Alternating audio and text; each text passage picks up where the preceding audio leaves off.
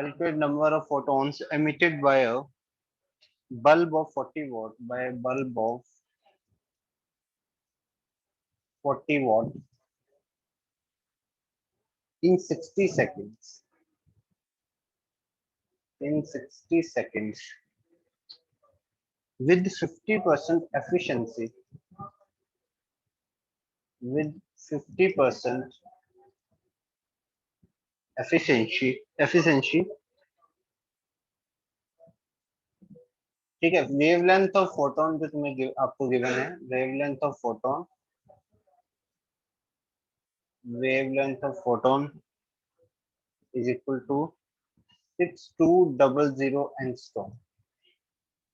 6200 angstrom. ठीक है. So we have to calculate the number of photons emitted by a bulb of 40 watt. 40 watt का bulb है. 60 seconds में बताना है कि कितने वो photons emit करेगा. बट हमें efficiency 50% दे रखी है. अब इस efficiency का क्या मतलब है? देखो, efficiency का ये मतलब है कि देखो, मान लो वो अपनी पावर के अकॉर्डिंग, जैसे 40 वोल्ट जो तुम्हें दे रखी है, उसके अकॉर्डिंग तुम पता कर सकते हो कि दिस अमाउंट ऑफ एनर्जी ये एमिट करेगा, इतने अमाउंट ऑफ एनर्जी ये एमिट करेगा. बट अब ये बल्ब की जो बल्ब ये जो है उस पर भी डिपेंड करता है कि वो कितनी एनर्जी एमिट कर रहा है एक्चुअल में उसकी वॉट के हिसाब से. तो अब इसमें 50% एफिशिएंसी दे रखी है, मतलब एक्चुअल में वो उसकी आधी एनर्जी ही एमिट कर पाएगा जितनी उसको करनी चाहिए अपनी पावर के अकॉर्डिंग. तो वो आधी एनर्जी एमिट कर पा रहा है इस केस के अकॉर्डिंग. हाँ, व्हेनेवर सर तुम्हें आपकी वॉइस एफिशिएंसी. कट रही है सभी चीज में. वॉइस कट रही है, जस्ट एक सेकंड देना. Yes sir.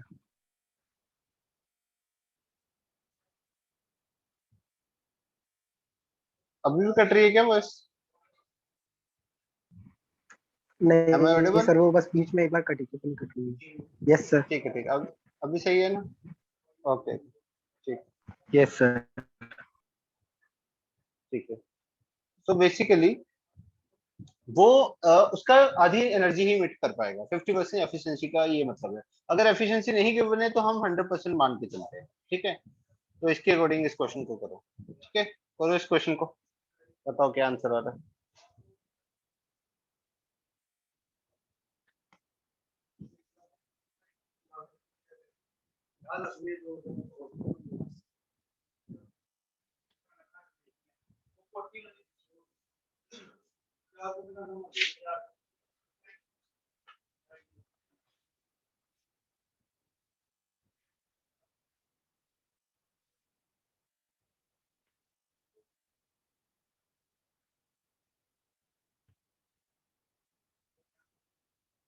जिसका हो जाए वो हैंड रेस करके बताना.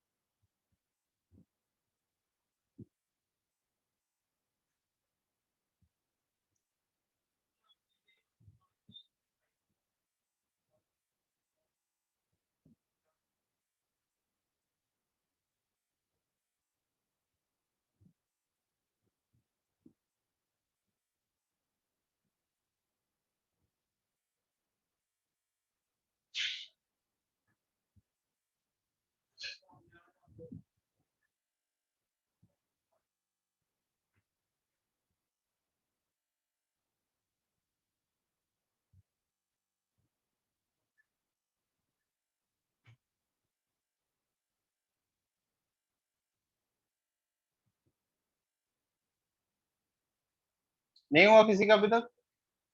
जल्दी करो, fast.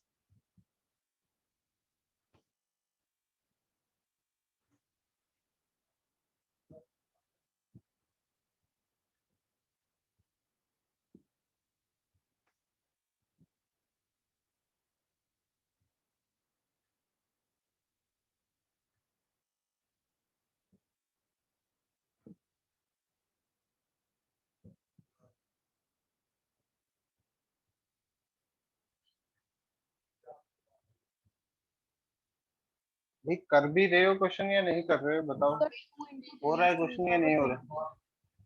So 2 into 10 is to the power 21 कितनी? photons. 2 into 10 is for So 4 21, into 29. 4 into 21 कर लो बाकी लोग भी। एक सेकंड में अटेंडेंस भेज दूं तुम्हारी, भूल गया था, जस्ट एक सेकंड।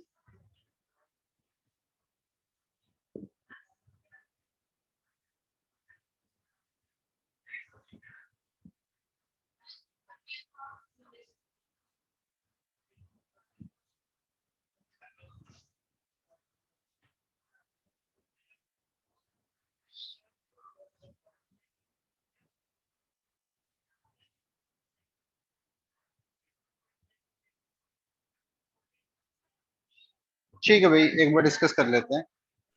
Sir, ठीक है 7.5 into देखो 10 भाई, सब is to 22.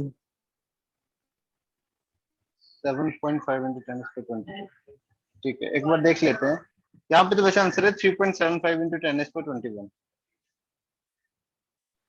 ठीक है, तो 3.2 उसके into 10 क्लोज ही power वैसे सब लोग बोल 21. रहे हैं। हाँ उसके क्लोज ही है सब कुछ। ठीक है भाई, तो भाई एनर्जी कैलकुलेट, पावर का फॉर्मूला तुम्हें पता ही है क्या होता है, एनर्जी अपॉन टाइम, ठीक है ना। तो इसकी हेल्प से हम एनर्जी कैलकुलेट कर सकते हैं। टोटल एनर्जी जो है हमारे पास, तो वो कैलकुलेट करने का तरीका पावर 40 वाट, टाइम हमारे पास 60 सेकंड, यहाँ से आ जाएगी 2400 जूल में। बट ये एनर्जी नहीं एक्चुअल में, क्योंकि हमारे पास 50% एफिशिएंसी, तो इसकी 50% एनर्जी होगी। इसी का 50% अगर हम निकालेंगे तो वो कितना आएगा भाई, वो आ जाएगा 1200, ठीक है ना। इसका 50% निकालेंगे तो क्या आ जाएगा 1200 जूल। तो ये हमारे पास टोटल एनर्जी है 1200 joule, this is the total energy. और अब अगर मैं बात करूं एनर्जी ऑफ वन फोटोन की, अगर मैं बात करूं एनर्जी ऑफ वन फोटोन, तो वन फोटोन की जो एनर्जी है वो कैसे निकालेंगे, वही फॉर्मूला यूज करो, 12400 अपॉन, यहाँ पे एंगस्ट्रॉम में 6200, और ये एनर्जी किस में आ जाएगी, ये चेक 2 पे जाएगा डायरेक्टली, मतलब एनर्जी कितनी आ गई 2 eV, एनर्जी कितनी आ गई भाई 2 eV, ठीक है। 2 में चेंज कर सकते हैं आसानी से, 2 इंटू 1.6 इंटू 10⁻⁹, ठीक है। अच्छा ये तो एक फोटोन की एनर्जी होगी। अब तुम्हें पता था जो टोटल एनर्जी है वो किसके इक्वल होती है, n number of photons into energy of one photon, इसको ई नॉट मान low energy of one photon को, ये चीज तो बताई थी। यहाँ से n की वैल्यू कैलकुलेट करने के लिए जो टोटल एनर्जी है उसको डिवाइड करना पड़ेगा एक फोटोन की एनर्जी से, विच इज 16 टू 32, 3.2 इंटू 10⁻⁹, और इसको सॉल्व करेंगे तो हमारा आंसर आएगा 3.75 इंटू 10⁻21। समझ में आया सबको कैसे किया? बस कुछ नहीं करना, Yes. ये भी टोटल एनर्जी है, this is also the total energy, क्योंकि एक फोटोन की energy into total number of photons करेंगे तो वही चीज बनेगी ना। इस टाइप का क्वेश्चन हमने पहले भी किया था, बट मैंने एक चेंज किया था, एक तो टाइम चेंज किया इस क्वेश्चन में, और एक एफिशिएंसी वाला कॉन्सेप्ट तुम्हें बता दिया, ठीक है। तो इसको यूज करके तुम, और ये काफी ज्यादा क्वेश्चन पूछा जाता है, इसलिए मैंने इस टाइप के 2 क्वेश्चन करवाए हैं, क्योंकि काफी बार ये मेंस में क्वेश्चन पूछा गया इस टाइप का, ठीक है। तो ध्यान रहे। क्लियर हो गया इस क्वेश्चन में? डाउट किसी को, anyone? No, No, sir. sir. बोलो, क्लियर सबको? Yes, sir. ठीक है, ओके भाई, तो ये चीज है। अब हम पढ़ेंगे photo electric effect. Now we will study photo electric effect, ठीक है। तुम्हें याद हो जब हमने क्वांटम थ्योरी की थी, क्वांटम थ्योरी स्टार्ट की थी, उसके पहले में हमने क्या बोला था कि वेव नेचर, अगर हम लाइट के वेव नेचर को कंसिडर करते हैं तो वेव नेचर के अकॉर्डिंग हम डिफ्रैक्शन और इंटरफेरेंस को एक्सप्लेन कर सकते हैं। डिफ्रैक्शन और इंटरफेरेंस जो फिनोमेना है वो तुम फिजिक्स में पढ़ोगे बहुत डिटेल में 12th में, ठीक है। तो वो वेव नेचर जो बेसिकली मैक्सवेल ने दिया था, मैक्सवेल ने जो वेव नेचर एक्सप्लेन किया था लाइट का, उसके अकॉर्डिंग हम उसको एक्सप्लेन कर सकते हैं। दिस सर इज अ आपकी क्लासिकल वॉइस नहीं थ्योरी आ ऑफ, रही, अब आ रही है, बीच में कट गई थी।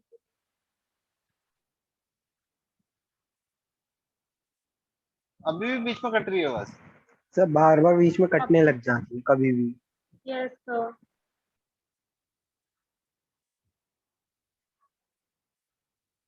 ओके, अभी ठीक आ रही है? Yes, sir.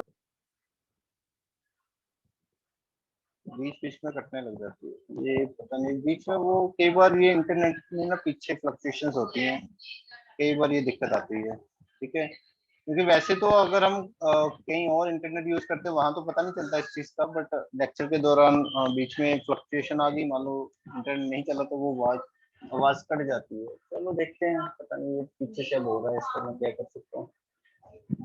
ठीक है भाई, मैनेज करते हैं। अभी तो सही आ रही है ना?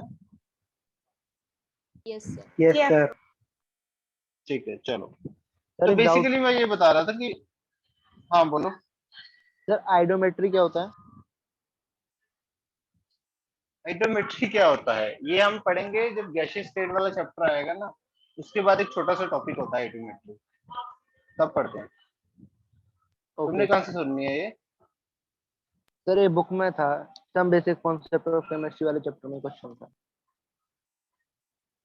हाँ तो वो उसके रिलेटेड क्वेश्चन वहां पे आ गया होगा, बट विदाउट गैसीय स्टेट हम उस क्वेश्चन को नहीं कर सकते, हम गैसीय स्टेट के बाद उस क्वेश्चन को पढ़ते हैं, इडियोमेट्री। ठीक है चलो। Yes sir.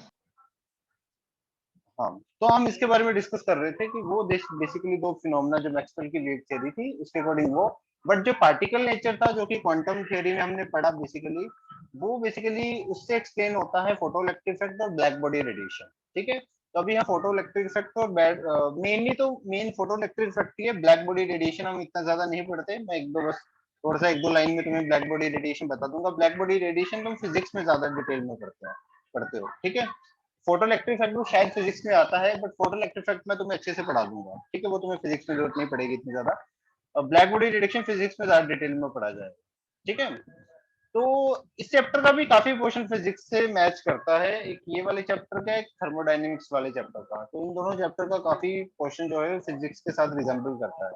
ठीक है, तो वो कोई दिक्कत वाली बात नहीं है। ठीक है, तो वो ये दोनों थ्योरी इसके अकॉर्डिंग, ये दोनों थ्योरी इसके अकॉर्डिंग एक्सप्लेन होती है। अब हम ये दोनों थ्योरी पढ़ेंगे, photoelectric effect and black body radiation. ठीक है, उसके बाद एक कंक्लूजन निकालेंगे कि लास्ट में क्या कंक्लूजन निकला। ठीक है, तो अब पढ़ते हैं photoelectric effect. What is photoelectric effect? Photo electric effect, देखो भाई फोटोइलेक्ट्रिक इफेक्ट क्या है।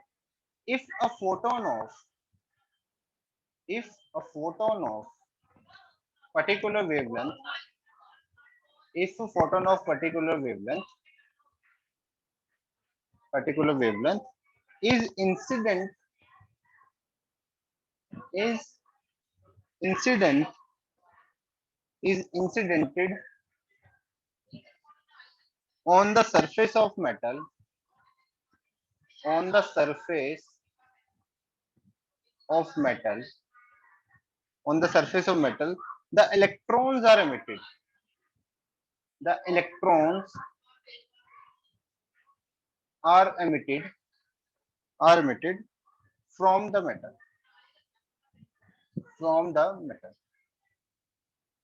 बेसिकली देखो, जब हम किसी पर्टिकुलर वेवलेंथ के फोटोन को किसी मेटल के सरफेस के ऊपर स्ट्राइक करवाते हैं, इंसिडेंट करवाते हैं किसी मेटल के सरफेस के ऊपर, तो इलेक्ट्रॉन्स एमिट होते हैं उस मेटल में से, इलेक्ट्रॉन्स एमिट होते हैं। क्योंकि तुमने पढ़ा ही होगा कि जो मेटल्स होते हैं they are electropositive in nature, metals का काफी बढ़िया नेचर होता है इलेक्ट्रॉन डोनेट करने का, तो उनको अगर थोड़ी सी भी बाहर से एनर्जी मिले तो वो अपने इलेक्ट्रॉन इजिली डोनेट कर पाते हैं। ठीक है, जो आउटर शेल के इलेक्ट्रॉन्स होते हैं वो इजिली डोनेट कर पाते हैं अगर उनको कहीं से भी एनर्जी मिले। तो फोटोइलेक्ट्रिक इफेक्ट बेसिकली क्या है, जब हम फोटोन किसी पर्टिकुलर वेवलेंथ का फोटोन स्ट्राइक करवाते हैं on the surface of the metal, तो इलेक्ट्रॉन्स एमिट होते हैं उस मेटल से। इसी फिनोमिनन को फोटोइलेक्ट्रिक इफेक्ट बोलते हैं, इसी फिनोमिनन को हम क्या बोलते हैं, photoelectric effect. It is just the brief introduction. अभी हम इसमें बहुत ज्यादा डिटेल्स में बातें करेंगे, कैसे क्या चीजें क्या होती हैं, सब डिटेल में बातें करेंगे। ब्रीफ इंट्रोडक्शन ये है कि किसी पर्टिकुलर फोटोन और किसी पर्टिकुलर वेवलेंथ का फोटोन इंसिडेंट करवाएंगे, इलेक्ट्रॉन्स एमिट होते हैं, इस फिनोमिनन को हम फोटोइलेक्ट्रिक इफेक्ट बोलते हैं। Simple, this is known as this is known as photoelectric effect. This is known as photoelectric effect. And the emitted electrons and the emitted electrons are known as photoelectrons. Are known as are known as photo electrons. और ये जो emitted electrons हैं इनको हम photo electrons बोलते हैं। ये जो इमिटेड इलेक्ट्रॉन्स हैं इनको हम क्या बोलते हैं भाई? Photo electrons. तो इस तरह से एक हम इसका फिगर भी कर लेते हैं।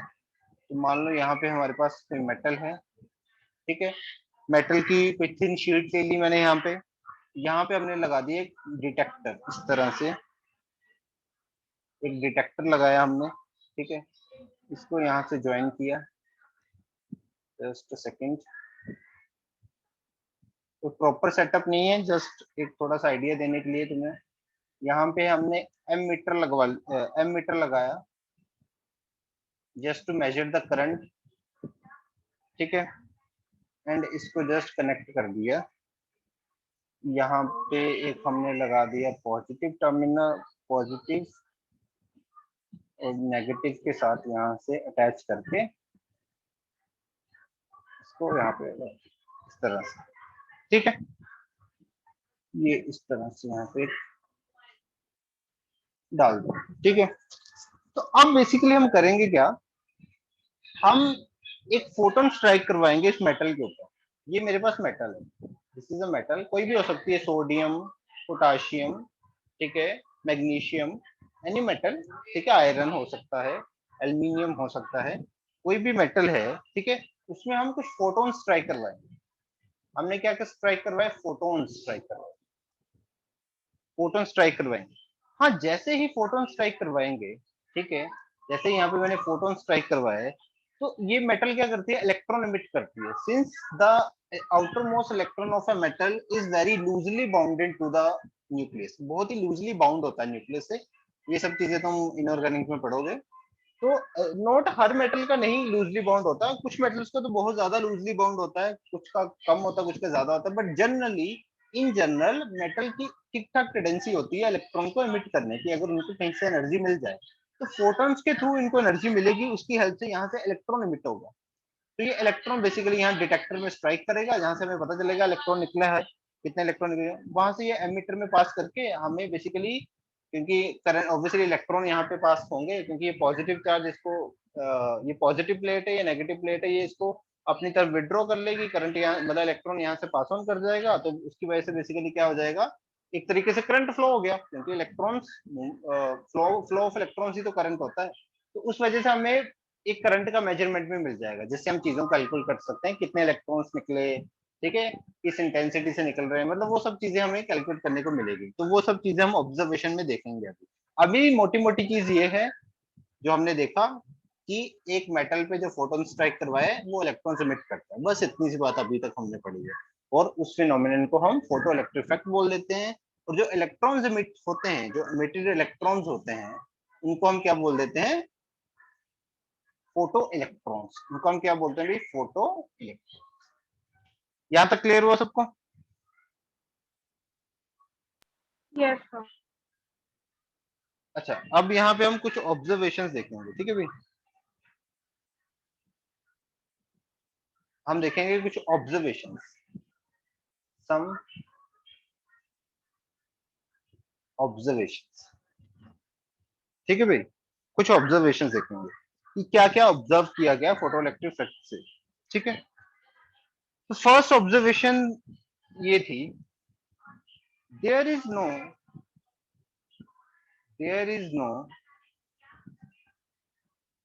time difference and there is no time lag, between falling of photon on the surface of metal, of photon on the surface of metal, on the surface of metal, and emission of electrons, and emission of electrons. तो पहली observation ये थी कि जैसे ही photon strike करता है metal के ऊपर, जैसे ही फोटोन स्ट्राइक करेगा मेटल के ऊपर, और उसके जस्ट बाद भी क्या बोलूं, मतलब उनके बीच में जरा भी टाइम लैग नहीं है। तो जैसे ही फोटोन ने स्ट्राइक किया एकदम से इलेक्ट्रॉन निकल गया, फोटोन स्ट्राइक किया इलेक्ट्रॉन निकला, मतलब बीच में कोई भी टाइम डिफरेंस नहीं है, बीच में कोई भी टाइम लैग नहीं है, ठीक है। फर्स्ट ऑब्जर्वेशन ये थी, फोटोन हिट किया इलेक्ट्रॉन निकला। ठीक है, this is the first observation. Second observation we have the number of electrons, the number of electrons ejection, the number of electrons ejecting, yeah, ejecting out, number of electrons ejecting out is proportional to the, is proportional to the intensity or brightness of light. Intensity or brightness of light. देखो, जैसे जैसे जो basically photons या जो light हम basically fall कर रही है उस मेटल के ऊपर, उसकी इंटेंसिटी, उसकी ब्राइटनेस जितनी ज्यादा हम बढ़ाते हैं, उतने नंबर ऑफ इलेक्ट्रॉन ज्यादा इजेक्ट होते हैं. ठीक है, जैसे ही लाइट की इंटेंसिटी बढ़ाई, नंबर ऑफ इलेक्ट्रॉन ज्यादा इजेक्ट होते हो, तो जो जितने number of electrons ejecting out हो रहे हैं वो प्रोपोर्शनल है टू द इंटेंसिटी और the brightness of the light. ठीक है, जितनी ब्राइटनेस बढ़ाओगे उतने नंबर ऑफ इलेक्ट्रॉन ज्यादा इमिट होंगे. और इसका मैं रीजन बताऊंगा अभी बाद में, अभी जैसे इतना समझो, इसका मैं रीजन अभी बाद में बताता हूँ. ठीक है, जितने इंटेंसिटी जैसे जैसे बढ़ाए, नंबर ऑफ इलेक्ट्रॉन ज्यादा इजेक्ट होंगे. ठीक है, तीसरी चीज जो लाइट बेसिकली इसके ऊपर फॉल कर रही है. Third one is minimum frequency. अब देखो, एक बात मेरी सुनो ध्यान से, ऐसा तो नहीं है ना कि हमने कोई भी फोटोन मेटल के ऊपर फेंक दिया वो एनर्जी एमिट करेगा ही करेगा. या मान लो सोडियम के लिए जो फोटोन एनर्जी एमिट करा देगा, वही फोटोन जरूरी थोड़ी एल्यूमिनियम के भी, एल्यूमिनियम के लिए करा दे या आयरन के लिए करा दे. तो बेसिकली कहने का यहाँ पे एक ये मतलब है कि ऐसा नहीं है कि कोई भी फोटोन फेंको तो इलेक्ट्रॉन एमिट होगा ही होगा. That is not for sure. ठीक है, तो बेसिकली हमें एक मिनिमम एनर्जी की जरूरत होगी ना, एक मिनिमम एनर्जी की जरूरत होगी कि इतनी एनर्जी तो चाहिए इस इलेक्ट्रॉन को बाहर निकालने के लिए. ठीक है, वो एनर्जी तो चाहिए ना हमें, मिनिमम एनर्जी. ठीक है, उसकी बात हो रही है थर्ड पॉइंट. अब मिनिमम एनर्जी बोल दो चाहे मिनिमम फ्रीक्वेंसी बोल दो, बात तो एक ही है, because energy equals to h nu. ये तो कांस्टेंट है, तो जितनी फ्रीक्वेंसी ज्यादा उतनी एनर्जी ज्यादा. ठीक है, so the minimum minimum frequency minimum frequency by which photoelectrons, by which photoelectrons can be emitted, can be emitted is known as threshold frequency, is known as threshold frequency, is known as threshold frequency. और इसको denote करते हैं mu naught के साथ. Threshold frequency को denote करते हैं new not के साथ. मतलब मिनिमम फ्रीक्वेंसी बोल लो चाहे मिनिमम एनर्जी बोल लो, बात एक ही है, बट वो मिनिमम एनर्जी वाली बात को हम किसी और तरीके से बोलेंगे. सो मिनिमम फ्रीक्वेंसी जितनी फोटो इलेक्ट्रॉन्स की चाहिए, मिनिमम फ्रीक्वेंसी जिससे बेसिकली फोटो इलेक्ट्रॉन्स निकल जाएं, उसको हम क्या बोलते हैं, थ्रेशोल्ड फ्रीक्वेंसी. ठीक है, तो जैसे मान लो मैंने एक पर्टिकुलर फ्रीक्वेंसी की वेवलेंथ फोटोन फेंके, उसने इलेक्ट्रॉन्स एमिट नहीं किए, फिर मैंने फेंके नहीं किए, तो एक टाइम पे मैंने ऐसी फ्रीक्वेंसी के इलेक्ट्रॉन्स फेंके जिसमें उसने एमिट कर दिए. ठीक है, तो वो मिनिमम मेरे को वैल्यू चाहिए. ठीक है, वो मिनिमम वैल्यू चाहिए, तो मैं वैल्यू कम करता जाऊंगा, कम करता एक ऐसी वैल्यू निकालूंगा कि हाँ भाई इतनी फ्रीक्वेंसी पे आके ये इलेक्ट्रॉन एमिट कर पा रहा है, वो इतने पे नहीं. तो जो मिनिमम फ्रीक्वेंसी होगी जिसपे वो इलेक्ट्रॉन एमिट कर पा रहा है, उसको हम क्या बोल देंगे, थ्रेशोल्ड फ्रीक्वेंसी. मतलब उतनी मिनिमम एनर्जी की जरूरत तो इसको, उतनी मिनिमम एनर्जी की जरूरत तो इसको पढ़ने ही वाली है.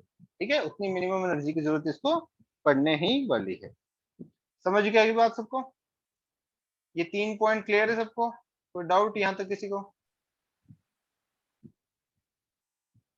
No, sir. No. Anybody? Okay, ठीक है,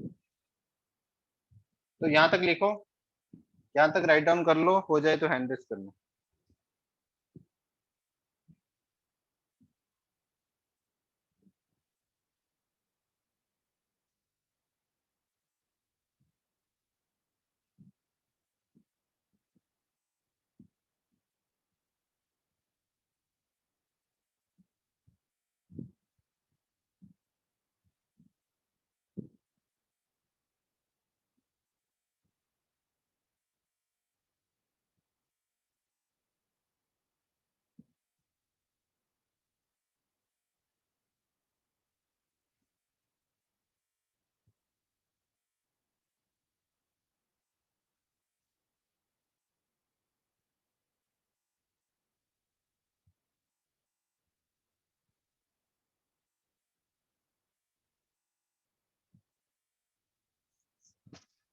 अच्छा एक चीज पूछता हूँ, देखते हैं तुम में से कौन गैस कर पाता है। देखो एक तो हमें मिनिमम फ्रीक्वेंसी पता चल गया कि हाँ एक मिनिमम वैल्यू है, एक मिनिमम वैल्यू ऑफ एनर्जी की हमें जरूरत है जिस पे आके वो इलेक्ट्रॉन एमिट कर देगा, ठीक है। व्हाट इफ अगर हम उससे कई ज्यादा गुना एनर्जी सप्लाई कर दें, कई ज्यादा गुना वाली फ्रीक्वेंसी वाली लाइट उस पे एमिट करवा दें, तो वो जो एक्स्ट्रा एनर्जी है वो कहाँ जाएगी? कैन एनीबॉडी टेल वो एक्स्ट्रा एनर्जी कहाँ पे जा सकती है? एनीबॉडी? सर हीट की फॉर्म में। तो you are trying to telling that कि मेटल हीट अप हो जाएगा। Yes sir. ओके और कोई कोई अपना व्यू शेयर करना चाहता हो? Anybody? Kinetic energy. Kinetic energy of metal, metal move करने लग जाएगी, या kinetic energy of electron? Electron sir matter कैसे मूव कर सकता है या लाइट की वजह वेरी गुड वेरी गुड से। सर वो very good very mechanical good. में देखा था मैंने, वो एक आपने सेक्शन बी दिया था ना, तो सर उसमें हिस्ट्री का लास्ट क्वेश्चन था थ्रेशोल्ड में, उसमें सर काइनेटिक एनर्जी लिखा था, तो वहीं से मतलब ये मतलब बहस हो गई। Okay okay okay okay okay. So you don't want to take credit कि मैंने मेरे कोई आपस मेरे अपने दिमाग से नहीं कुछ निकला, मैंने देखा था कहीं से। तो वेरी गुड कोई बात नहीं। एनीबॉडी और कोई दिमाग कुछ लगाना चाहता हो? चलो इसने सही बोल दिया लास्ट जो बोला, ठीक है। चलो उसके बारे में बात करते हैं। यहाँ तक लिख लिया सबने? हैंड रेस करो जल्दी, लिखा नहीं या नहीं? लिख लिया sir.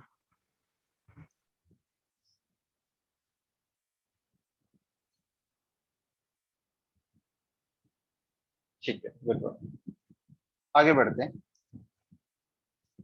So fourth point we have, देखो जैसे हमने फ्रीक्वेंसी की टर्म्स में बोला कि एक मिनिमम फ्रीक्वेंसी है जिसपे आगे फोटो इलेक्ट्रॉन्स इमिट हो जाएंगे, तो वेवलेंथ की टर्म में वो चीज मेरे को मैक्सिमम लिखना पड़ेगा ना, because frequency and wavelength are inversely proportional to each other. तो यहाँ पे मैं क्या लिखूंगा? Maximum wavelength by which photo electrons, maximum wavelength by which photoelectrons can be emitted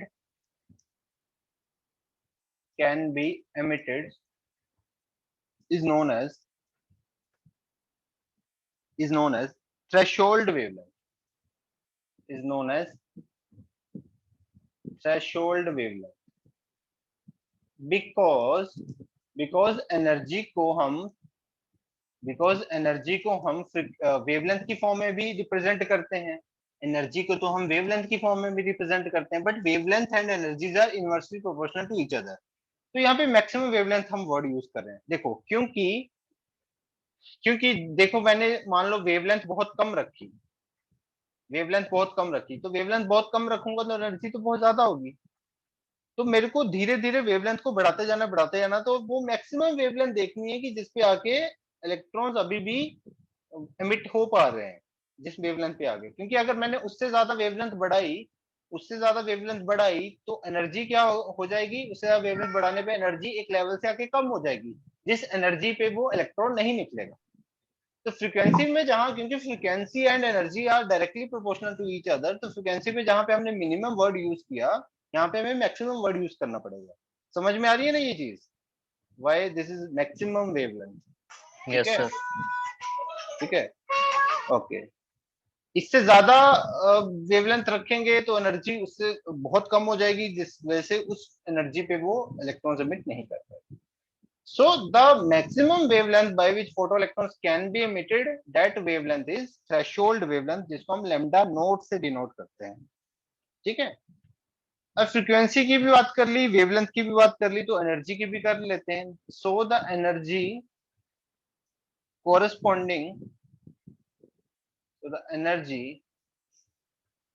corresponding to this frequency, corresponding to this frequency is known as work function, is known as work function is known as work function.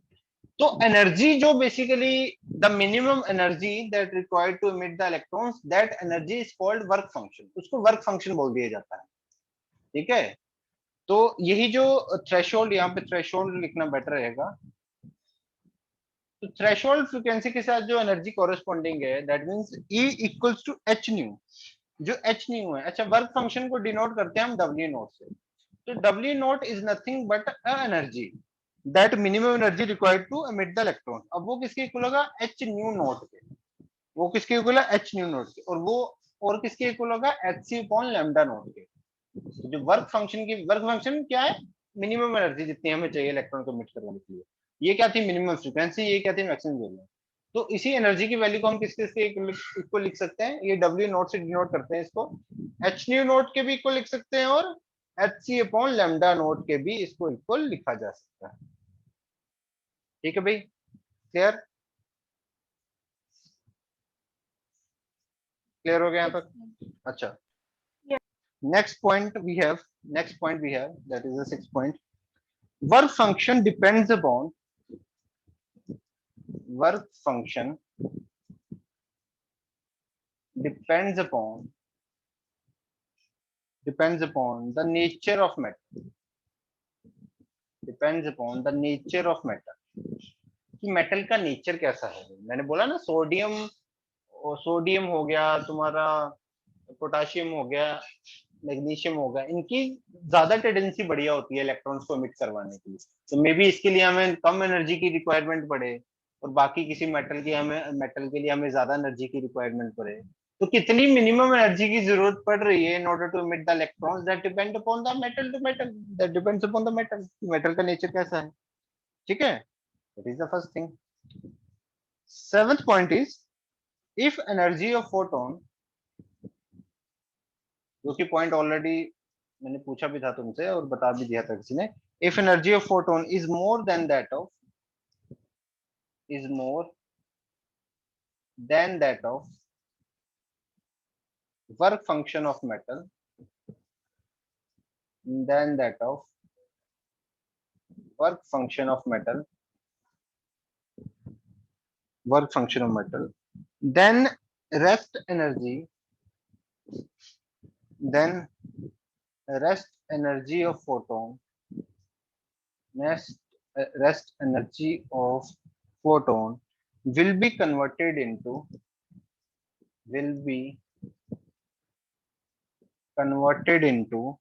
kinetic energy of electron, will be converted into kinetic energy of electron.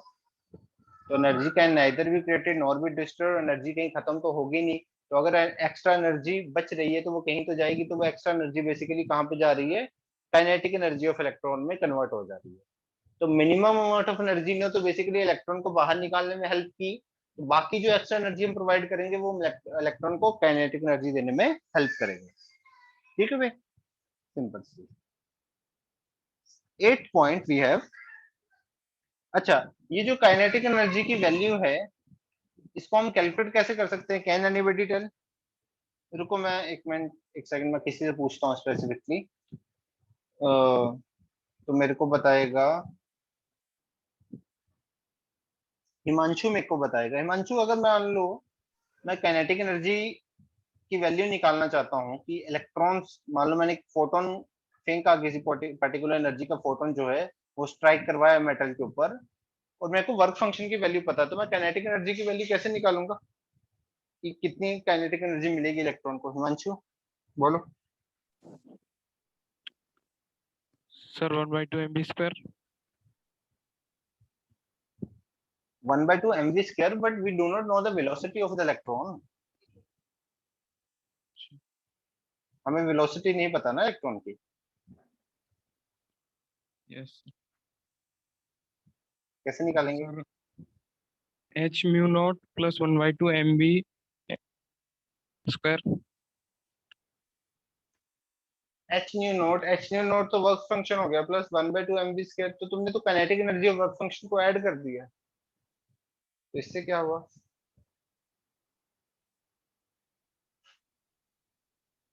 Okay, किसी और से पूछते क्या हैं। होगा sir? दिया से पूछते हैं। दिया आप बताओ, दिया अग्रवाल।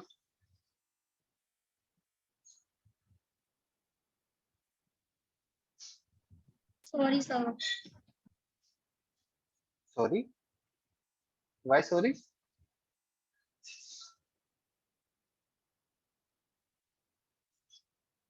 हेलो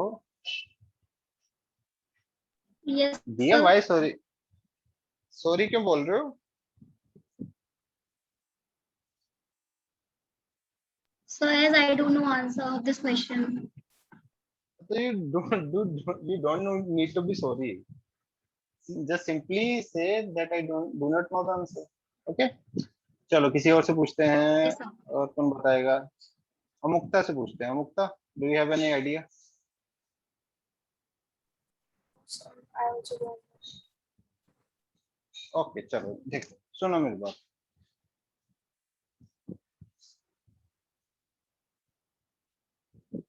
तो ये क्वेश्चनिंग बस इसलिए हो रही है कि तुम, ऐसा नहीं है कि आई वांट कि सब लोग प्रॉपरली पार्टिसिपेट कर रहे हैं इलेक्ट्रॉन्स के, क्यों सॉरी लेक्चर में सब लोग प्रॉपरली पार्टिसिपेट कर रहे हैं, because I do not know कि तुम कितने अच्छे से लेक्चर को अटेंड करते हो, क्योंकि फेसेस नहीं दिख रहे तुम्हारे। फिजिकल क्लास में तो फेसेस दिख रहे होते हैं, पता चल रहा होता है कौन सुन रहा है कौन नहीं सुन रहा, किसको समझ आ रहा है या नहीं आ रहा।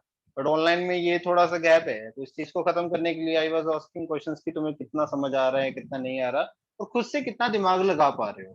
ठीक है, खुद से हम जितना अलर्ट रहेंगे उतना अच्छे से दिमाग दिमाग लगा पाएंगे, जितना कम अलर्ट रहेंगे दिमाग नहीं लगा पाएंगे। ये जो बेसिकली हमारे पास 90 मिनट्स होते हैं, तो इसमें हमें पूरा बस दिमाग को लेक्चर के ऊपर रखना है। ठीक है, चलो भाई, तो ये देखो बेसिकली हम कैसे निकाल सकते हैं काइनेटिक एनर्जी को। बिकॉज देखो, हमने मान लो कुछ पर्टिकुलर एनर्जी, कोई एच न्यू एनर्जी, हमने एच न्यू एनर्जी का फोटोन हमने स्ट्राइक करवाया मेटल के ऊपर। एच न्यू एनर्जी का फोटोन हमने स्ट्राइक करवाया मान लो मेटल के ऊपर। तो अब एक पार्ट ऑफ एनर्जी तो किसमें यूटिलाइज हो जाएगी? एक पार्ट ऑफ एनर्जी यूटिलाइज हो जाएगी इसके वर्क फंक्शन के लिए, कि मेटल को जितनी मिनिमम एनर्जी चाहिए। मतलब कहने का मतलब एक पार्ट ऑफ एनर्जी कहाँ पे यूटिलाइज होगी?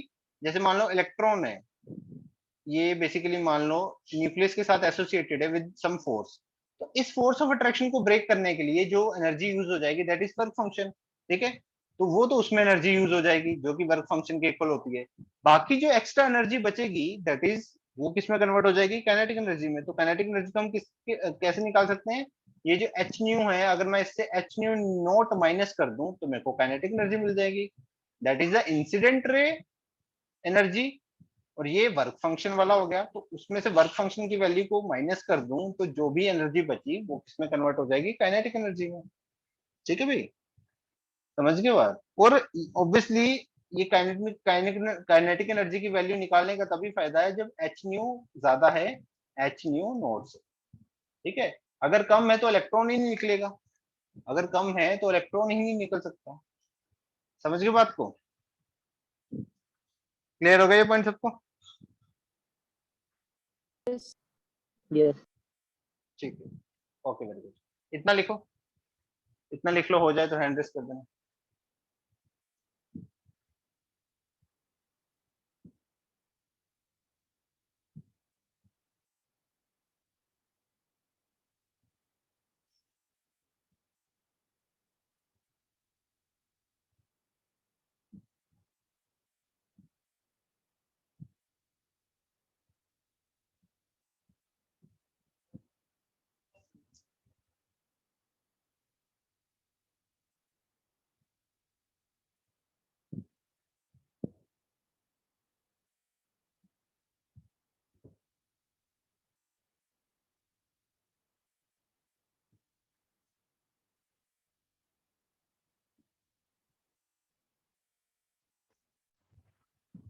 लिख लिया सबने यहां तक?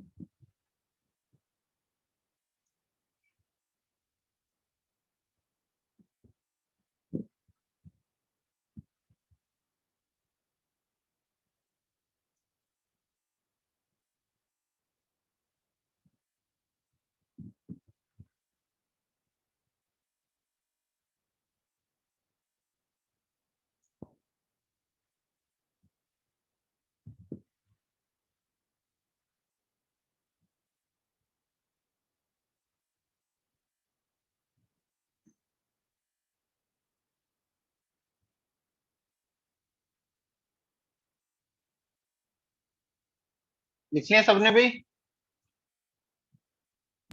Yes, sir. Okay okay okay भाई, चलो आगे बढ़ते हैं. So next point we have, that is the 8th point. So 8th point में kinetic energy of photoelectron, kinetic energy of photoelectron does not depends upon the intensity of light, does not depends upon the intensity of light, intensity of light, या फिर brightness of light भी बोल सकते हो. Intensity means brightness of light, कितनी ज्यादा bright है light. ठीक है, देखो सिंपल सी चीज है, ये जो काइनेटिक एनर्जी है फोटो इलेक्ट्रॉन्स की, ये इंटेंसिटी के ऊपर डिपेंड नहीं करती. तुम जितनी मर्जी इंटेंसिटी बढ़ाते जाओ, काइनेटिक एनर्जी इसके ऊपर डिपेंड नहीं करेगी. काइनेटिक एनर्जी किसके ऊपर डिपेंड करेगी? फ्रीक्वेंसी के ऊपर या वेवलेंथ के ऊपर, फ्रीक्वेंसी के ऊपर या वेवलेंथ. अब देखो देखो इंटेंसिटी, या मान लो मैं किसी लाइट की इंटेंसिटी बढ़ा रहा हूँ या मैं किसी लाइट की ब्राइटनेस बढ़ा रहा हूँ, तो मैं क्या कर रहा हूँ, मान लो ये कोई सोर्स है, मान लो कोई बल्ब है इस तरह का, वी हैव ए बल्ब. ठीक है, तो ये जो बल्ब है यहाँ पे, फॉर एग्जाम्पल मैं इसकी इंटेंसिटी, यहाँ से जो लाइट निकल रही है उसकी इंटेंसिटी बहुत ज्यादा है. तो इंटेंसिटी ज्यादा होने का मतलब ये है कि इसमें ये ज्यादा नंबर ऑफ फोटोन्स इमिट कर रहा है. ये ज्यादा नंबर ऑफ फोटोन्स में, जितनी ज्यादा इंटेंसिटी उतने ज्यादा फोटोन्स ये इमिट कर पा रहा है. ठीक है, उतने ज्यादा ये फोटोन्स इमिट कर पा रहा है जितनी ज्यादा इंटेंसिटी. बट ये फोटोन्स किसी पर्टिकुलर फ्रीक्वेंसी के ही इमिट कर रहा है, से उसकी फ्रीक्वेंसी ν1. तो अगर मैं इंटेंसिटी को बढ़ाता जा रहा हूँ, दैट डजंट मीन कि मैं फ्रीक्वेंसी को बढ़ा रहा हूँ. इंटेंसिटी बढ़ाने का या ब्राइटनेस बढ़ाने का ये मतलब है कि नंबर ऑफ फोटोन्स बढ़ते जा रहे हैं, नंबर ऑफ फोटोन्स बढ़ते जा रहे हैं. ठीक है, नंबर ऑफ फोटोन्स इंक्रीज होते जा रहे हैं, बट फ्रीक्वेंसी अभी भी इतनी है. तो फ्रीक्वेंसी बढ़ाऊंगा तो एनर्जी ऑब्वियसली बढ़ेगी, वो एक अलग है. तो फ्रीक्वेंसी जैसे जैसे बढ़ाऊं, मतलब एनर्जी जैसे जैसे बढ़ाऊं, तब तो काइनेटिक एनर्जी बढ़ेगी. एनर्जी बढ़ाऊं या फ्रीक्वेंसी बढ़ाऊं इंसिडेंट रे की, तब तो एनर्जी बढ़ेगी, तब तो काइनेटिक एनर्जी बढ़ेगी, तब तो काइनेटिक एनर्जी बढ़ेगी. बट अगर मैं इंटेंसिटी इंक्रीज कर रहा हूं, तो what I am increasing the number of photons.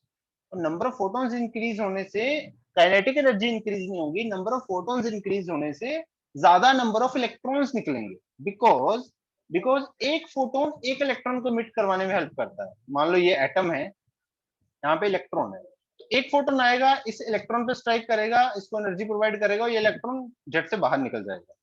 तो एक फोटोन एक इलेक्ट्रॉन को निकालता है, एक फोटोन एक इलेक्ट्रॉन को निकालता है. और इस एक फोटोन की जितनी ज्यादा एनर्जी होगी, जिस एक फोटोन की जितनी ज्यादा एनर्जी होगी, उतनी एनर्जी इस इलेक्ट्रॉन की होगी. बट अगर मैं लाइट की ब्राइटनेस को बढ़ा रहा हूँ, दैट मीन्स कि मैं नंबर ऑफ फोटोन्स को बढ़ा रहा हूँ, बट वो फ्रीक्वेंसी सेम है, तो ज्यादा नंबर ऑफ फोटोन्स जाएंगे, तो वो ज्यादा नंबर ऑफ इलेक्ट्रॉन्स को निकाल देंगे. तो जितने ज्यादा नंबर ऑफ फोटॉन्स, उतने ज्यादा नंबर ऑफ इलेक्ट्रॉन्स निकलेंगे, बट एनर्जी उनकी सेम ही होगी. वो डिपेंड करती है इस फ्रीक्वेंसी के ऊपर, कितनी फ्रीक्वेंसी की मैं उस रे, जो रे है इंसिडेंट रे, वो कितनी फ्रीक्वेंसी की. तभी हमने जो याद है, हमने सेकंड या थर्ड पॉइंट किया था, विच इज कि the number of electrons ejecting out is proportional to the intensity. क्योंकि जितनी ज्यादा इंटेंसिटी उतने ज्यादा नंबर ऑफ फोटॉन्स है, तो उतने ज्यादा इलेक्ट्रॉन्स निकलेंगे. तो जो नंबर ऑफ इलेक्ट्रॉन्स हैं, वो किसके डायरेक्टली प्रोपोर्शनल है? ब्राइटनेस के. पर जो काइनेटिक एनर्जी है, that does not depend upon the intensity और brightness of the light. I hope ये पॉइंट क्लियर है सबको. Yes, sir. सर सही से नहीं है, सही एक और बता दीजिए. ठीक है, सही से नहीं आया ना, एक बार मैं और बताता हूँ, रुको. एक बार मैं ग्राफ भी साथ में कन्वे करता हूँ. For example, if I'm drawing the graph between intensity and kinetic energy, for example, मैं intensity और kinetic energy का ग्राफ ड्रॉ कर रहा हूँ. इंटेंसिटी और काइनेटिक एनर्जी आपस में इंडिपेंडेंट है, तो ये इसका ग्राफ कैसे आ जाता है? इस तरह से. इंटेंसिटी चेंज हो रही है, काइनेटिक एनर्जी की वैल्यू फिक्स है, जितनी स्टार्टिंग में थी उतनी ही बाद में भी है. काइनेटिक एनर्जी की वैल्यू जितनी है उतनी ही है. इंटेंसिटी की वैल्यू चेंज होने से काइनेटिक एनर्जी की वैल्यू चेंज नहीं हो रही. एंड वाई चेंज क्यों नहीं हो रही, उसका मैं फिर से एक्सप्लेनेशन देता हूँ. देखो, इंटेंसिटी या ब्राइटनेस बढ़ने का मतलब, इंटेंसिटी देखो, ब्राइटनेस इसको थोड़ा सा तुम साइड में लिख भी लो, यहाँ पे साइड में लिख देता हूँ। देखो अगर मान लो ब्राइटनेस बढ़ रही है तो that means number of photons बढ़ रहे हैं। दैट डजंट मीन कि फ्रीक्वेंसी बढ़ रही है या एनर्जी बढ़ रही है। दैट डजंट मीन कि एनर्जी बढ़ रही है या फ्रीक्वेंसी बढ़ रही है। ब्राइटनेस बढ़ने का सिर्फ इतना मतलब है कि नंबर ऑफ फोटॉन्स ज्यादा निकलेंगे, बट वो कितनी एनर्जी के निकलेंगे that does not depend upon the brightness. ठीक है, तो अगर मैं फ्रीक्वेंसी को बढ़ा रहा हूं तो दैट मीन्स एनर्जी बढ़ रही है। दैट डजंट, फ्रीक्वेंसी बढ़ाने का मतलब ये नहीं है कि नंबर ऑफ फोटॉन्स बढ़ रहे हैं। ठीक है, ये बात समझ में आई। अब यस सर। इलेक्ट्रॉन्स की बात करूं, अगर मैं इलेक्ट्रॉन्स की बात करूं तो जितने फोटॉन्स उतने इलेक्ट्रॉन्स निकलेंगे, because one photon strike a particular atom, strike a particular electron, one photon strike a particular electron, and ये इस इलेक्ट्रॉन को निकालने में हेल्प करता है। तो ये एक फोटोन इस इलेक्ट्रॉन पे स्ट्राइक करता है और ये इलेक्ट्रॉन निकल जाता है। ठीक है, तो एक फोटोन एक इलेक्ट्रॉन को निकालता है, तो जितने ज्यादा फोटोन्स होंगे उतने ज्यादा इलेक्ट्रॉन्स निकलेंगे। तो जितने ज्यादा फोटॉन्स, दैट डजंट मीन कि उतनी ज्यादा एनर्जी हो जाएगी, उतने ज्यादा इलेक्ट्रॉन्स निकलेंगे। पर कितनी एनर्जी के साथ निकलेंगे that depends upon frequency not the brightness.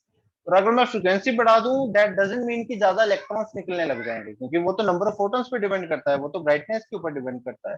तो फ्रीक्वेंसी बढ़ाने से, मान लो एक फोटोन है, एक फोटोन निकल रहा है, या मान लो 5 फोटोन्स निकल रहे हैं, कोई लाइट है उसकी इतनी ब्राइटनेस है कि 5 फोटोन्स निकल रहे हैं, और मैंने फ्रीक्वेंसी बढ़ाता गया। तो फ्रीक्वेंसी बढ़ाने से 5 इलेक्ट्रॉन पहले भी निकल रहे थे, अभी भी 5 इलेक्ट्रॉन ही निकलेंगे। बट फ्रीक्वेंसी बढ़ाने से वो 5 इलेक्ट्रॉन किस काइनेटिक एनर्जी से निकल रहे हैं वो चेंज हो जाएगी। आई होप आप समझ आया होगा। किसने पूछा था क्वेश्चन? Yes sir. खाना नहीं खाना, क्लियर है अभी? Yes sir. ठीक है, गुड गुड।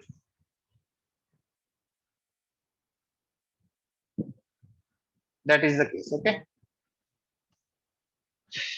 और अगर मैं यहाँ पे 9th पॉइंट लिख लेते हैं। 9th point we have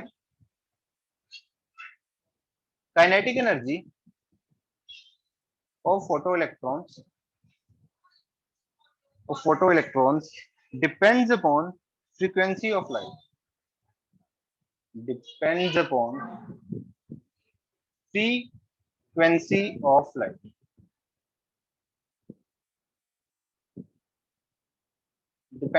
Depends upon frequency of light. देखो ये तो सिंपल सी बात है ना, काइनेटिक एनर्जी फोटो इलेक्ट्रॉन्स की किस पे डिपेंड करती है? Frequency of light. अच्छा इसका ग्राफ देखते हैं एक बार, इसका ग्राफ भी इंटरेस्टिंग है थोड़ा सा। तो फॉर एग्जांपल ये मेरे पास काइनेटिक एनर्जी है, ये मेरे पास इस साइड फ्रीक्वेंसी है।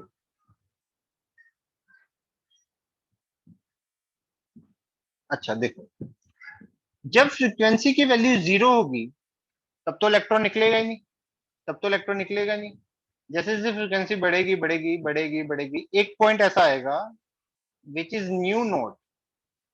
इस फ्रीक्वेंसी पे आके इलेक्ट्रॉन इजेक्ट आउट हो जाएगा, इस फ्रीक्वेंसी पे आके इलेक्ट्रॉन क्या हो जाएगा? इजेक्ट आउट हो जाएगा।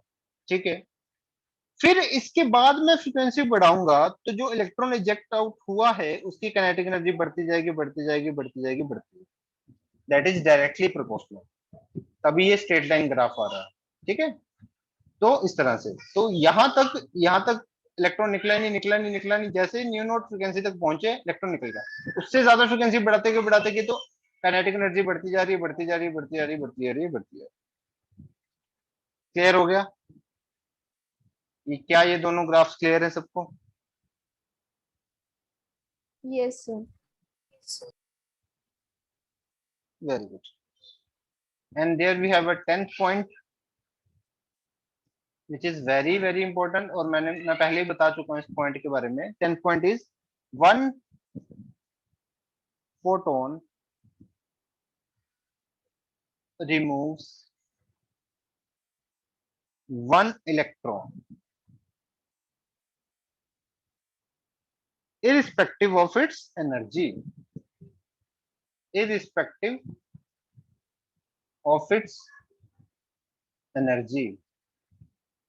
but obviously that energy should be greater than the work function।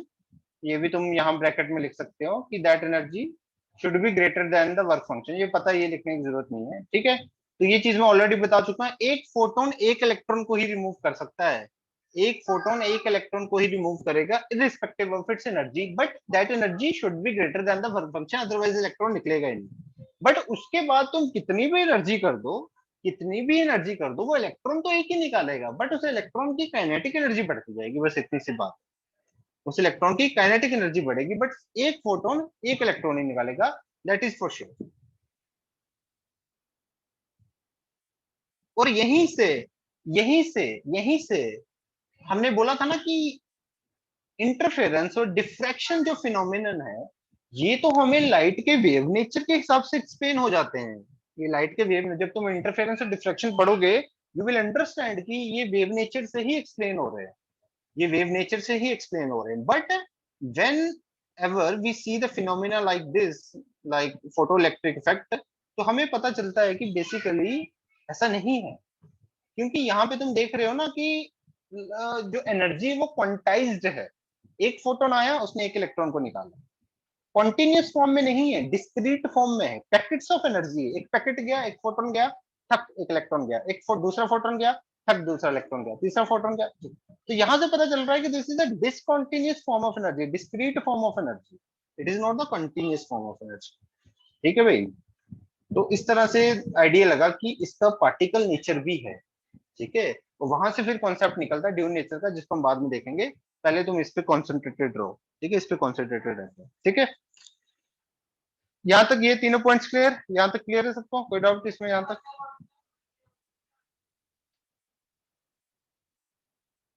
No sir. Very good, इतना लिख लो, या लिख ही लिया होगा मे बी, इसलिए ऐसा क्या इतना सबने। हाँ लिख लो, लिख लो।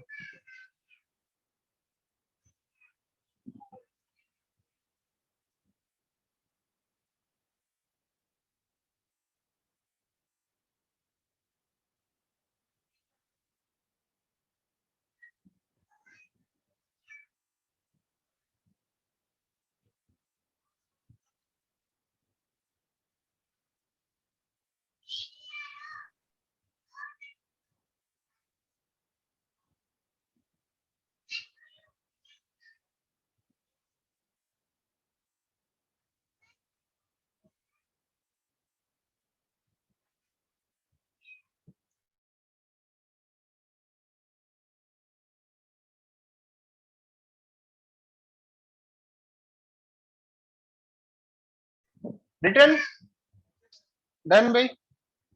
Yes, sir. Okay good.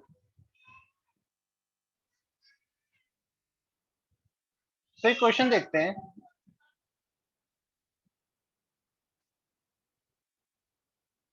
Simple simple questions है। मान लो if frequency, just a second,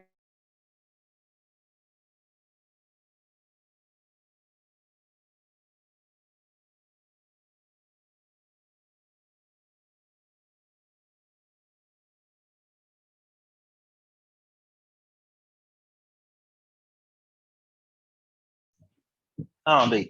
so question भी है, frequency of photon is 10 raised power 15 hertz, is 10 raised power 15 hertz, and threshold frequency is 2 into 10 raised power 14 hertz. Then photoelectric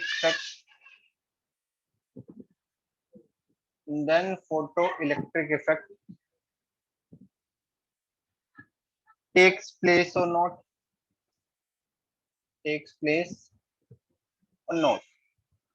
so you simply have to answer in yes or no.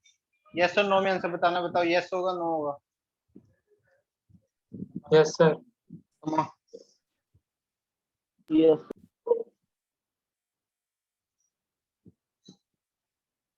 Simply इसका answer क्या हो जाएगा? Yes. Yes. क्योंकि frequency जो है वो ज्यादा है, जो इंसिडेंट रे की फ्रीक्वेंसी ज्यादा है वो थ्रेशोल्ड फ्रीक्वेंसी से, अगर फ्रीक्वेंसी की वैल्यू ज्यादा है थ्रेशोल्ड फ्रीक्वेंसी से तो ऑब्वियसली फोटोइलेक्ट्रिक इफेक्ट होगा। ठीक है भाई। इसी का एक और अगर मैं क्वेश्चन बोलूं कि मान लो मेरे पास वेवलेंथ है 500, पूरा क्वेश्चन नहीं लिखूंगा ऐसे ही पूछ लेता हूँ। वेवलेंथ है मान लो 500 एंगस्ट्रॉम, और जो थ्रेशोल्ड वेवलेंथ है दैट इज लैम्डा नॉट, वो है, जस्ट अ सेकंड, वो है 400 एंगस्ट्रॉम। तो बताओ फोटोइलेक्ट्रिक इफेक्ट होगा या नहीं होगा, यस और नो में? सर नहीं होगा। नहीं सर। एनीबॉडी जो बोल रहा है ये होगा?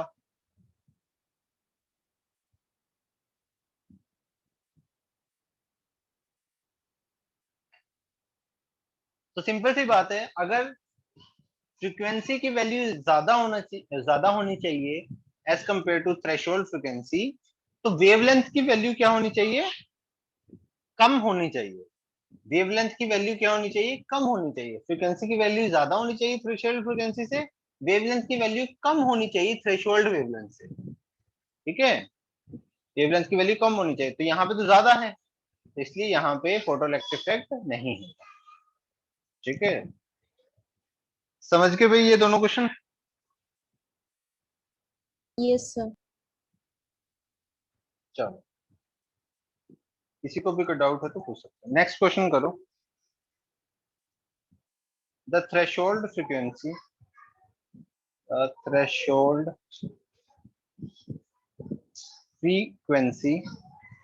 for a metal is 6 into 10 raised to power 14 second inverse. Calculate the kinetic energy of an electron.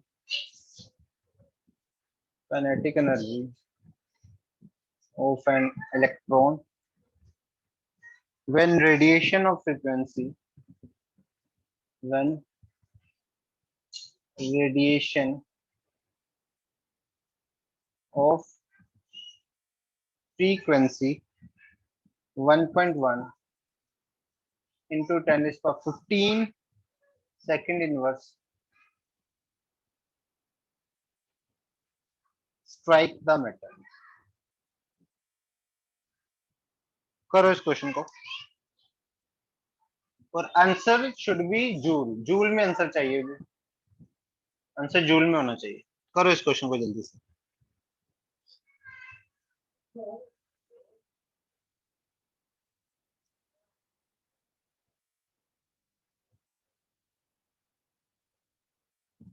जिसका हो जाए वो हैंड रेस करके बताना।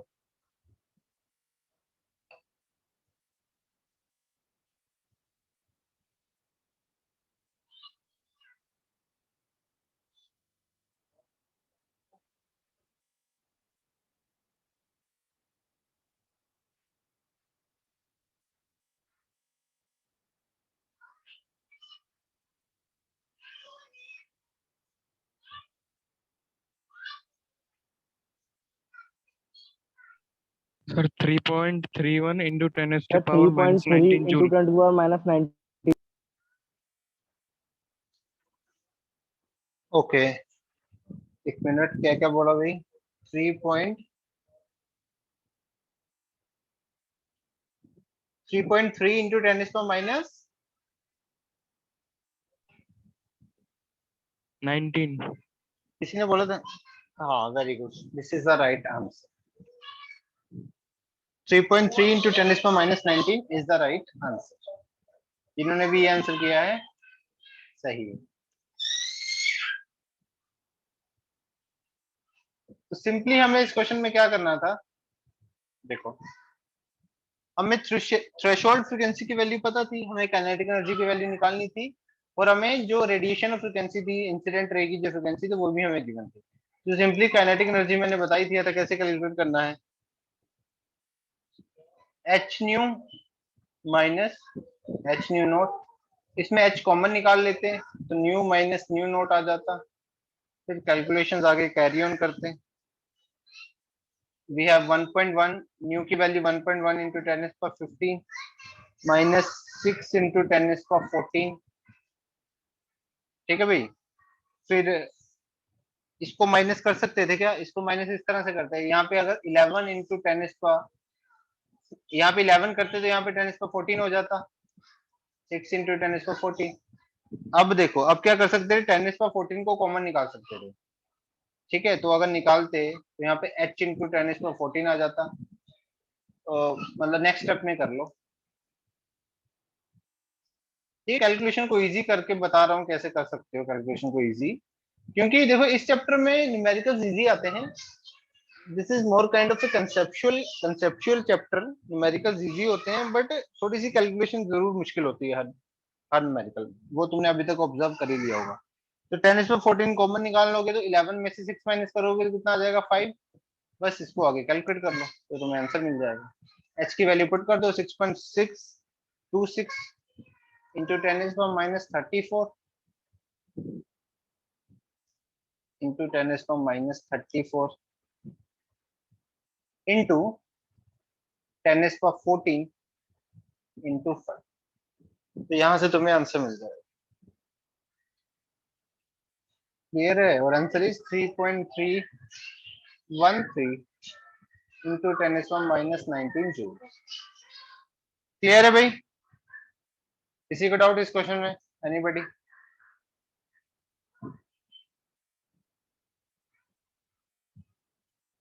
Anybody having any kind of doubt until this? No, sir. कोई नहीं है, चलो okay, very good. Next question, I want answer from everyone. ठीक है, चैट बॉक्स में डायरेक्टली आंसर लिखना सब लोग। Don't say yes no, don't raise the hand, just type the answer in the chat box. ठीक है, so when electromagnetic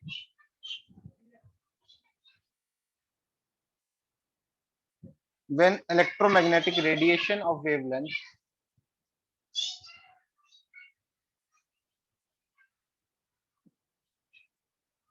when electromagnetic radiation of wavelength 3100 angstrom fall on surface of sodium metal,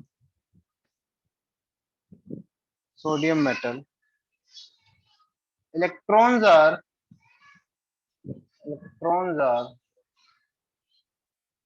emitted with kinetic energy 1.5 eV.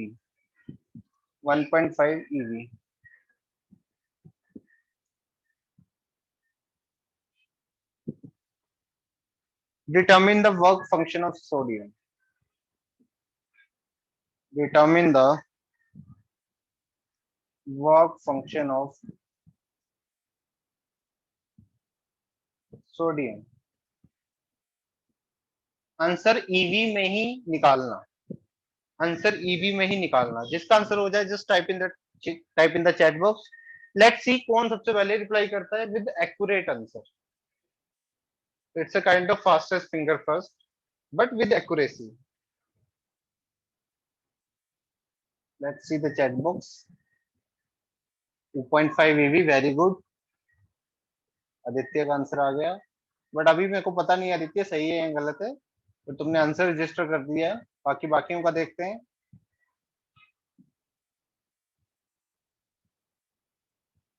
But very quick, it is very quick Aditya, काफी जल्दी दे दिया, but गलत भी हो सकता है, बट बाद में देखेंगे। लेट्स सी ये आंसर गलत है या सही है। बाकी लोग जल्दी करो टाइप चैट बॉक्स पे आंसर्स। ओके अनु 2.5, ओके। अब ऐसा मत करना, देखो कभी भी अब ये मत सोचना कि हाँ पहले मेरे को भी पहले आंसर देना है, सब 2.5 लिख ही जा रहे हैं, कोई सॉल्व भी नहीं कर रहा। ठीक है, टाइम लग रहा है, दैट डजंट मैटर। आज सबसे लास्ट में आंसर दोगे तो किसी दिन पहले दिन भी सबसे पहले भी आंसर कर दोगे, but accuracy is the main. Accuracy अगर तुम में नहीं है तो फिर कोई फायदा नहीं। ठीक है, बाकी लोग भी जल्दी टाइप करो जो भी आंसर आ रहा है उनका।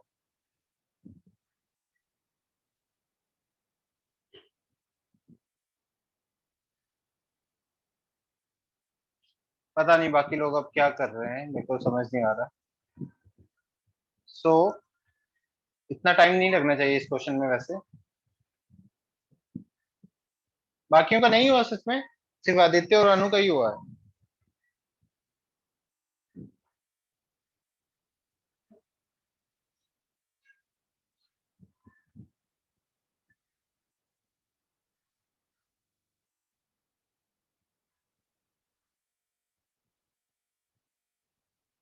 I want answer from everyone, जल्दी टाइप करो। ओके काना। ओके यहाँ से तुम देखो इस चीज से, ये मैं क्यों एक्टिविटी परफॉर्म करवा रहा हूँ, इसके दो तीन रीजन है। बिकॉज तुम्हें पता चलना चाहिए कि देखो एक्यूरेसी के साथ आंसर तो दे रहे हो, अब तुमने एक्यूरेसी के साथ आंसर देना स्टार्ट कर दिया, बट तुम्हें ये भी पता चलना चाहिए कि मैं कितना स्लो हूँ, how much I want to, I have to increase my speed to what level, किस लेवल तक मेरे को अपनी स्पीड को इंक्रीज करना है, because speed matters a lot in JEE Mains और नीट। ठीक है, तो स्पीड विद एक्यूरेसी, स्पीड में कैसे बढ़ा सकता हूँ, दूसरों से कैसे इंस्पायर हो सकता हूँ, तो मैं कितना स्लो हूँ, कितना मेरे को प्रैक्टिस करने की और ज्यादा जरूरत है, तो इस चीज को ध्यान में रखो। ठीक है, तो सिंपल सा क्वेश्चन था भाई, सबका आंसर सही। Three, no Anshuman, three is not the right answer. सो एक बार देख लो, सिंपली क्या करना था, हमें वेवलेंथ दे रखी थी जो कि सोडियम मेटल पे फॉल कर रही है, इलेक्ट्रॉन्स इमिट कर रहे हैं with kinetic energy this one, and I have to find the work function, I have to find the work function. अच्छा, सबसे पहले तो अगर मैं एनर्जी कैलकुलेट कर लूं वेवलेंथ के हिसाब से, तो इस फॉर्मूले को कभी जिंदगी में मत भूलना, बहुत ज्यादा हेल्प करेगा। तो नीचे क्योंकि वेवलेंथ किसमें पुट करनी होती है, एंगस्ट्रॉम में, तो इसको तुम सिंपली कैलकुलेट करोगे तो यहाँ से 4 eV तुम्हें एनर्जी मिल जाएगी। ये कौन सी एनर्जी है, जो इंसिडेंट एनर्जी, इंसिडेंट रे वाली एनर्जी है, इंसिडेंट रे वाली एनर्जी, ये वो वाली एनर्जी है। ठीक है, ओके, ये एनर्जी पता चल गई। अब देखो काइनेटिक एनर्जी का फॉर्मूला क्या था, जो भी इंसिडेंट एनर्जी होती है उसमें से माइनस कर दो वर्क फंक्शन, तो वर्क फंक्शन की वैल्यू किसके इक्वल आ जाएगी, वर्क फंक्शन इधर जाएगा, तो 4 माइनस काइनेटिक एनर्जी, तो 4 minus 1.5, that means 2.5 eV। Clear, clear everybody, कोई डाउट इसमें? Yes, sir. ठीक है,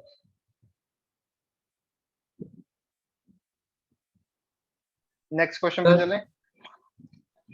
हाँ बोलो। सर आपने वो एडवांस की मोल शीट करने के लिए दी थी, तो सर उसमें कुछ डाउट्स थे एक्सरसाइज 2 पे पार्ट 1 में।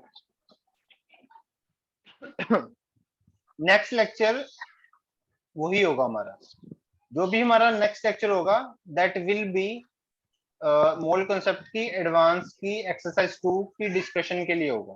ठीक है, तो जिसने भी, जिसका भी कुछ बचा हुआ है वो नेक्स्ट लेक्चर के पहले पहले सब कंप्लीट करके रखो एक्सरसाइज 2 का। ठीक है, पूरी एक्सरसाइज 2 कंप्लीट होनी चाहिए, ऐसा नहीं कि पार्ट 1 कर लिया या पार्ट 2 कर लिया, तो एवरीबॉडी एक्सरसाइज 2 जो है वो सब कंप्लीट रखो, तो ये हम डिस्कस करेंगे। और ये क्लास जो है वो मेंस के बच्चे भी अटेम्प्ट मतलब करेंगे, क्योंकि मेंस के बच्चे, ये नहीं है कि मेंस और नीट के बच्चों के लिए छुट्टी है उस दिन, वो भी क्लास अटेंड करेंगे, उनको भी बहुत सारी चीजें सीखने को मिलेगी, और वो भी कुछ क्वेश्चंस कर सकते हैं, मे बी पार्ट 1 कर लें या पार्ट 2 कुछ थोड़ा बहुत कर लें प्रैक्टिस के लिए, वो उनकी चॉइस है। बट ऐसा नहीं है कि मतलब वो कुछ करंट अपना होमवर्क छोड़ के इसको अटेम्प्ट कर रहे हैं, ऐसा मत करना। But just for your better understanding, और ज्यादा स्किल्स को इम्प्रूव करना चाहते हो तो थोड़ा बहुत पार्ट 1 या पार्ट 2 कर सकते हो, बट लेक्चर जरूर अटेंड करना, उसमें से तो हेल्प मिलेगी मिलेगी। ठीक है, तो next lecture will be our discussion of mole concept advance sheets exercise 2। Okay, ठीक है, सो एक क्वेश्चन करते हैं, और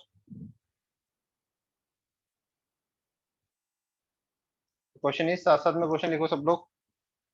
when electromagnetic radiation,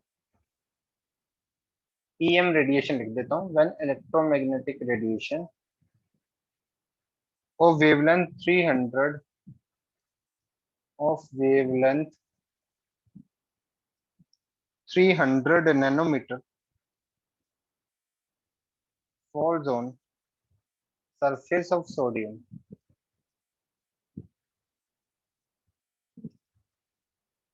falls on surface of sodium, electrons are emitted.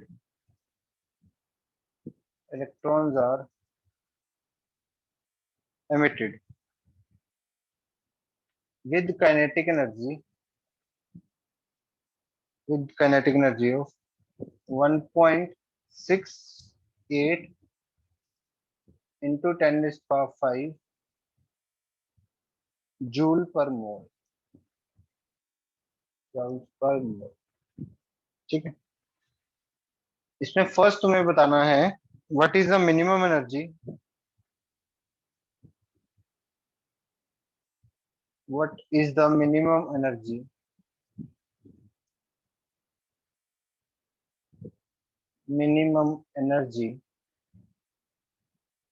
needed to remove an electron, needed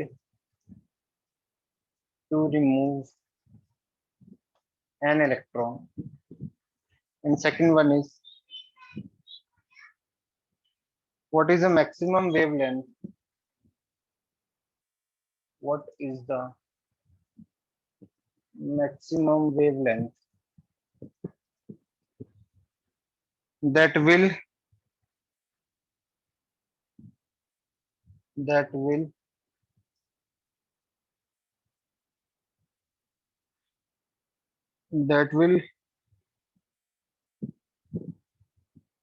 एक second, that will make the photoelectron to be emitted,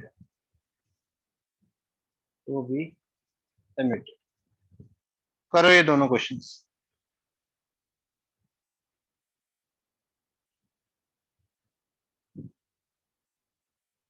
दोनों questions करो।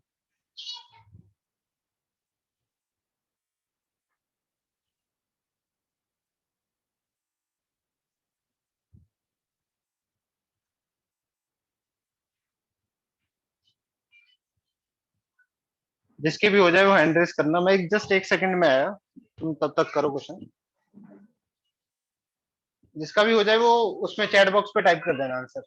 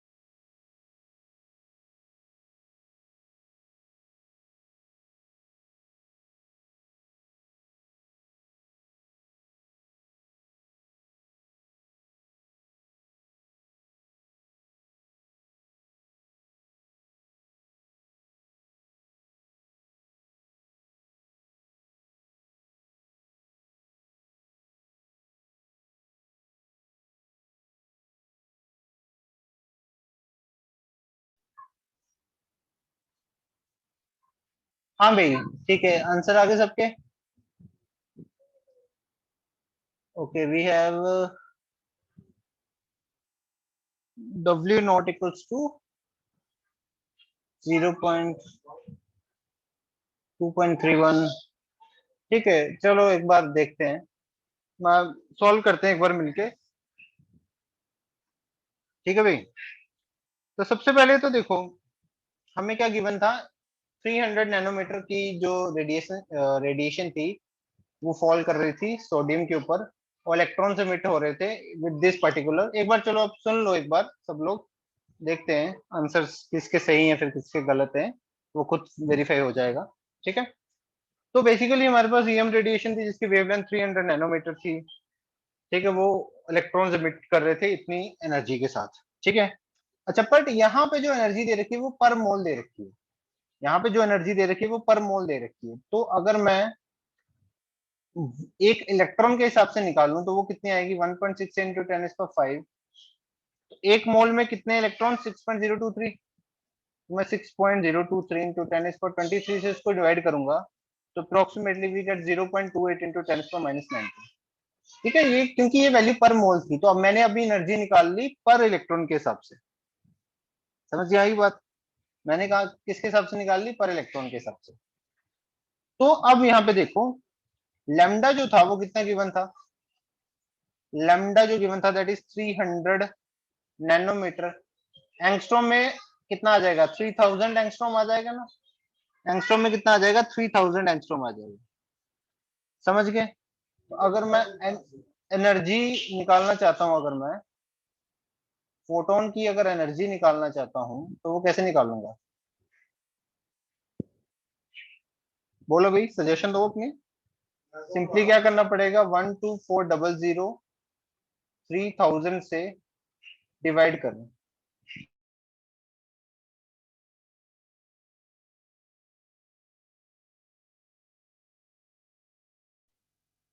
हाँ भाई देखो, एनर्जी निकालने के लिए फोटोन की क्या करना पड़ेगा, इसको कैंसिल आउट करूंगा तो energy it comes out to be, solve करोगे तो आ जाएगा 4.13 eV। ठीक है, तो मैंने क्या किया बेसिकली, पहले पहले क्या किया, काइनेटिक एनर्जी पर इलेक्ट्रॉन के हिसाब से निकाल ली। अच्छा, जो इंसिडेंट रेडिएशन थी, जो इंसिडेंट रेडिएशन थी हमारे पास, उसकी मैंने एनर्जी निकाल ली। वो सिंपल सा ये तरीका होता है। आई थिंक यहाँ तक तो सबने कर लिया होगा, यहाँ तक क्लियर है सबको। Yes sir. Yes, sir. ठीक है, इसको जूल्स में भी बदल लो, कैसे बदलोगे, 4.13 इंटू 1.6 इंटू 10⁻⁹। ठीक है, ये आ जाएगा तुम्हारा शायद। अच्छा, ये जो आया वो बेसिकली बोल सकता हूँ, एक मिनट, नहीं ये वैल्यू तुम्हारी आ जाएगी 3.84 आई थिंक। नहीं, एक सेकेंड, तो ये सॉल्व कर लेना इस वैल्यू को। 6.8 इंटू 10 to 6.8 आ गई। ठीक है, चलो ठीक है कोई बात नहीं। अच्छा, अब तुम जो W नॉट है उसकी वैल्यू कैसे निकालोगे, W नॉट की मतलब, अब इसमें what is the minimum energy needed to remove an electron, मतलब minimum energy needed to electron, मतलब ये किसकी बात कर रहा है, वर्क फंक्शन की बात कर रहा है ना। तो वर्क फंक्शन हम कैसे निकाल सकते हैं, काइनेटिक एनर्जी किसके इक्वल होती है, काइनेटिक एनर्जी इक्वल होती है H new minus H new not. ठीक है, that is W not. H new not क्या है, W नॉट। ठीक है, और एच न्यू की वैल्यू भी हमें पता है, ये वाली जो वैल्यू है, तो यहाँ से पुट करके तुम काइनेटिक एनर्जी की वैल्यू भी हमें पता है, तो यहाँ से वैल्यू पुट करके W नॉट की जो वैल्यू है वो किसके इक्वल आ जाएगी, ये कितना है, 6 पॉइंट कितना बताया था ये, 6.8 something. Yes sir. Into 10⁻⁹ minus कर दोगे काइनेटिक एनर्जी की वैल्यू को विच इज 0.28 इंटू 10⁻⁹। तो यहाँ से तुम्हें बेसिकली W नॉट की वैल्यू पता चल गई। क्लियर है, बस अब W नॉट की वैल्यू पता चल गई तो क्या इसकी वैल्यू निकाल नहीं सकते, इसकी वैल्यू कैसे निकालोगे, W naught equal to HC upon lambda naught. तो यहाँ से लैम्डा नॉट की वैल्यू भी निकाल लो। समझ गए, क्या समझ में आया, सिंपल Yes, था sir. ना। बस ये यहाँ पे एक ही कंफ्यूजन थी, ये पर मोल वाली, बाकी सब कुछ तो सिंपल ही है। ये तो हमने ऑलरेडी किया भी है। तो W नॉट की वैल्यू निकाल ली, बस लैम्डा नॉट की मैक्सिमम वेवलेंथ मतलब ये लैम्डा नॉट की बात कर रहा है, और मिनिमम एनर्जी मतलब ये डब्ल्यू नॉट की बात कर रहा है। तो यहाँ से हम लैम्डा नॉट की वैल्यू निकाल सकते हैं। ठीक है, लैम्डा नॉट की वैल्यू आई थिंक है 517 एंगस्ट्रॉम इज द आंसर। ये आंसर है भाई, मैच कर लेना इसके क्लोज, जिसका भी आ रहा है इज द राइट आंसर। ठीक है, समझ के बात को, क्लियर है? Yes. बोलो इस सर क्वेश्चन में किसी को डाउट? 517 एंगस्ट्रॉम, हाँ नैनोमीटर था, Yes, sir. एंगस्ट्रॉम में था 517 आंसर। nanometer में है। हाँ ठीक है, चलो, बट वो एंगस्ट्रॉम में है आंसर, नैनोमीटर में नहीं है। ठीक है, चलो वो छोटा थोड़ा बहुत होगा, बाकी चलो सही था सबका। ठीक है, बढ़िया है, गुड। ठीक है, इस तरह से करना था, बस एनर्जी को पर इलेक्ट्रॉन निकालना था, बाकी एनर्जी और फोटोन तो निकालनी आती थी। बस ये फॉर्मूला लगा के हम मिनिमम एनर्जी निकाल ली which is W naught, which is work function, maximum wavelength भी निकाल ली विच इज लैम्डा। क्लियर है भाई, किसी को डाउट? तो मेरी बैटरी भी खत्म होने वाली है लैपटॉप नो की, सर। तो लेक्चर अब यहाँ पे ओवर करते हैं। ठीक है, तो होमवर्क जो है वो एक तो वो है ही, ठीक है, बट इसका भी होमवर्क देना है एटॉमिक स्ट्रक्चर। अब नेक्स्ट टाइम हम नेक्स्ट लेक्चर में तो एटॉमिक स्ट्रक्चर की एक्सरसाइज 2 करेंगे, उसके बाद जो अगला लेक्चर होगा उसमें हम एटॉमिक स्ट्रक्चर की शीट डिस्कस करेंगे अंटिल जहां तक हमने कर लिया है। तो एटॉमिक स्ट्रक्चर तुम कहां तक कर लोगे अब?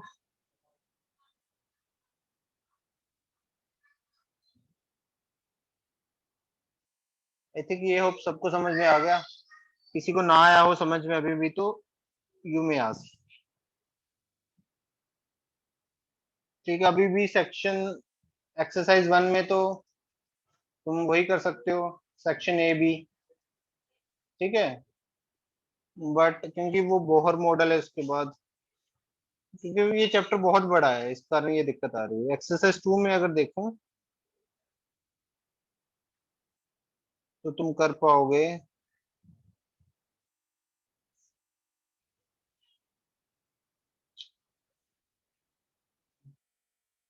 यहाँ भी ज्यादा कुछ तो नहीं कर पाओगे,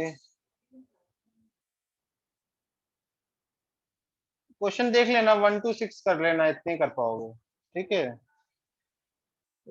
ये दिक्कत है थोड़ी सी अभी तो, बाकी अभी कुछ खास नहीं कर पाओगे इसमें, क्योंकि बहुत बड़ा चैप्टर है और वही दिक्कत है इसमें। तो बाकी एपीएसपी में से क्वेश्चन कर लेना अगर मिले कहीं पे, एपीएसपी में से कर सकते हो, या एक्सरसाइज 3 में देख लेना अगर कोई क्वेश्चन है। ठीक है, बाकी इतना ही है।